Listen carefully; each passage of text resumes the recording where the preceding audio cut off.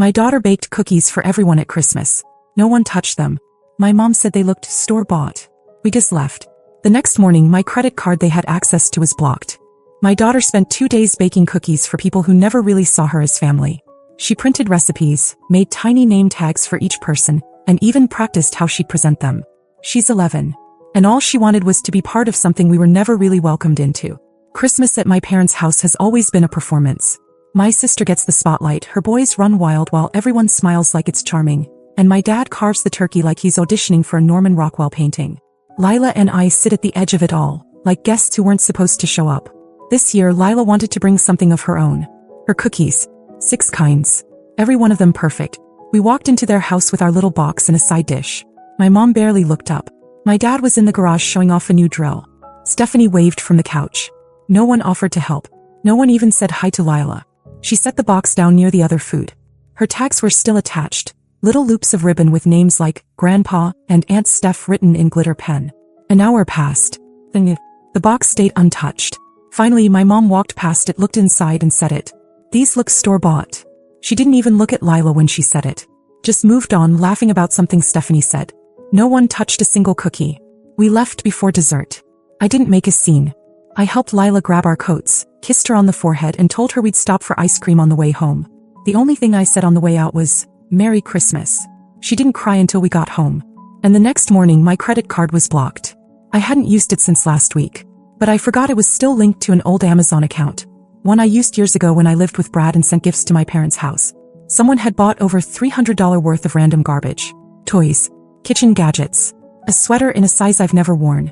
I stared at the screen while Lila made tea in the kitchen, her eyes still puffy. They stole from me. After everything. After mocking my kid and ignoring her effort. They used my name to do it. I didn't call them. But I was done playing family. I didn't say anything that morning. Not to Lila, not to the bank, not even to Stephanie. I disputed the charges quietly, locked the account and let the refund process begin. But I didn't cancel the card right away. I wanted to see how far they'd go.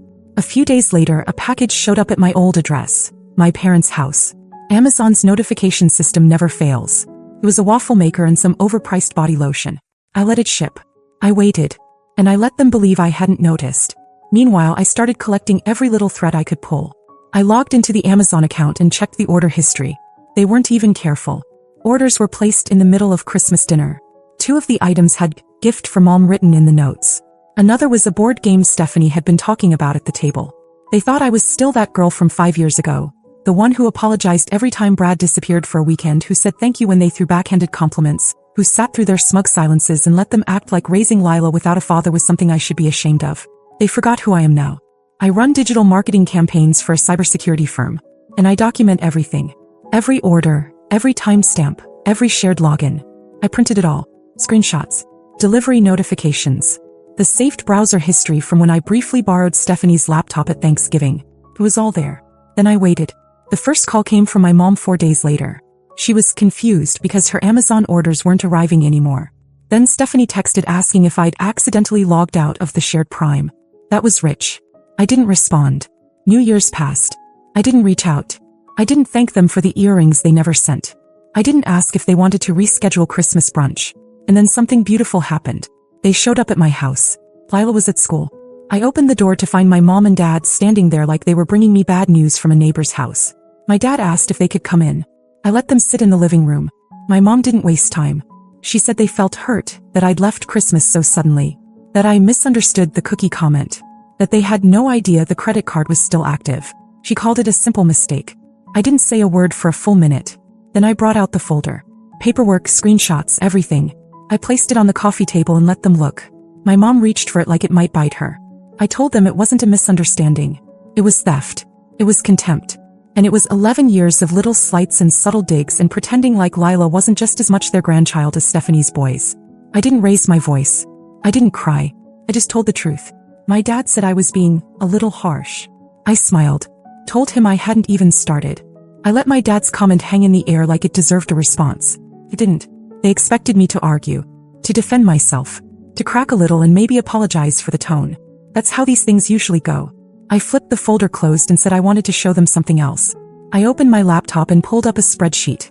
This part wasn't for revenge. It was just something I'd been keeping for myself. I opened my laptop and pulled up a spreadsheet. This part wasn't for revenge. It was just something I'd been keeping for myself. Every gift I'd bought for them and their kids over the past 10 years. Every trip I helped pay for. Every emergency call Stephanie made when her furnace broke and she needed $600 for repairs, until Friday. Every time I paid for Christmas dinner when my mom forgot her wallet. It was all there. I wasn't being petty. I was being accurate. The number at the bottom was over $11,000. My mom looked like she'd swallowed a pin. My dad tried to act like he didn't care. Said money shouldn't be counted in families. That's when I leaned in. I told them Lila and I weren't part of this family. Not really. We were convenient. Something to tolerate when the other chairs were full. They never defended us. Never lifted her up. Never made room for her. I told them I'd never ask for a cent back. But I was done pretending we owed them anything. My mom asked if I was seriously going to cut them off over a few cookies. I didn't answer. I just pointed at the calendar on the wall. Valentine's Day was coming. Every year Lila makes cards for the family. I told them there wouldn't be any this year. And probably not next year either. They started to get up. My mom said they'd give me space. My dad muttered something about not letting this tear everyone apart. Before they reached the door, I told them they'd need to call Amazon themselves to figure out the account situation. Because I'd changed every password. And deleted the backup card. Then I told them something that shut the whole show down. I said Lila heard everything. On Christmas. The cookie comment. The laughter. The silence when we left. She knew exactly how they felt. She knew they hadn't eaten a single one. And still she asked me that morning if she could try again next year. Just to give them one more chance. My mom's face cracked just a little. I told them I said no. It took 2 weeks before my sister called. Not a text. Not an email. A full-on phone call which told me something was up before I even answered. She started with her usual tone, half warm, half superior. Said she'd heard from mom and dad that things got blown out of proportion, and that I was obviously going through a rough time. I let her talk. She tried to sprinkle in empathy, but I could hear the edge. She was irritated that I hadn't come crawling back yet. Then she said something that made me sit down. She told me mom had cried. That she felt completely misunderstood and heartbroken over Lila's reaction. That dad felt disrespected. And that if I wanted to come over with Lila next Sunday, they'd all be there to talk it through. Like it was some family summit. I said I'd think about it. She was surprised I didn't say no. Sunday morning I told Lila we were going out. I didn't tell her where until we pulled up to the house. She didn't say anything, just stared at the front door for a long time. Inside it was the same setup as always. My dad in his recliner. My mom pretending to read something. Stephanie arranging snacks like she'd planned a peace treaty. They all looked uncomfortable. No one said hi right away. Lila stayed behind me. Then my mom stood and opened her arms like she was about to deliver some performance-level apology. But I cut her off. I said we weren't here for forgiveness. I told them I wanted them to understand that Lila and I weren't ornaments they could dust off for holidays. That their attitude for the past decade wasn't subtle. And that Lila, even at 11, could feel it every time they looked past her or ignored something she did. Stephanie tried to interject, but I kept going. I laid out everything. How they treated Brad like the wounded party after the divorce. How I was constantly reminded that I'd changed. How Lila was always treated like a visitor in their lives. Then I told them exactly what would change. No more shared holidays unless they were mutual. No more last-minute invitations. No more favors. No more forgotten birthdays. Lila and I would build our own traditions and they could either be part of that or not. But they'd do it on our terms. Stephanie asked if I was punishing them. I told her no. I said I was educating them. Because clearly, none of them had learned how a real family works. And then I said one last thing just for Lila. I told them they still owed her an apology, and not the kind adults give when they're just trying to smooth things over. A real one. Because if an 11-year-old can spend 2 days making something thoughtful for people who treat her like a mistake, then the very least they can do is sit with their shame long enough to realize they earned it. Lila stood up straight behind me, and for the first time in years no one had anything to say. We didn't stay for the snacks. I wasn't there to pretend things were fine, and Lila clearly wasn't interested in watching my parents try to act like anything about this was normal. We were about to leave when my mom finally spoke. She didn't look at me. She looked at Lila. He said she was sorry. That she didn't mean the cookie comment the way it came out. That the cookies looked perfect and she didn't know why she didn't just say that. That she should have eaten one. Lila stood there like she didn't trust what she was hearing. Not angry. Just unsure. Like part of her wanted to believe it and the other part didn't want to be tricked into expecting too much. Then my dad followed. He said they hadn't realized how bad it had gotten. That maybe they treated us a little cold because of how the divorce went, and they were sorry for holding on to old things. He said he was proud of me. That part hit differently. Not because I needed it, but because it was the first time he'd said anything like that to me without it sounding like a consolation prize. Stephanie didn't say much. She watched, arms crossed. I knew her too well to expect anything real from her yet. But I saw her face change when Lila quietly asked if she could go wait in the car. That was when she finally said something. She asked Lila if she'd bring cookies again next year. And Lila, who hadn't said a word to anyone since we arrived, just said, maybe. That night we didn't talk much about it. I didn't ask her how she felt. I just made tea and we watched some baking show on Netflix like it was any other evening. But I could tell something had shifted. 2 weeks later a package showed up at our door. There was no card. No note. Just a box filled with baking supplies, high-end ones. Steel cookie cutters, silicone molds, piping tools, natural food coloring, edible gold flakes, even a stand mixer attachment I'd once mentioned offhand in front of Stephanie years ago. It was all new. Carefully packed. Thoughtfully chosen.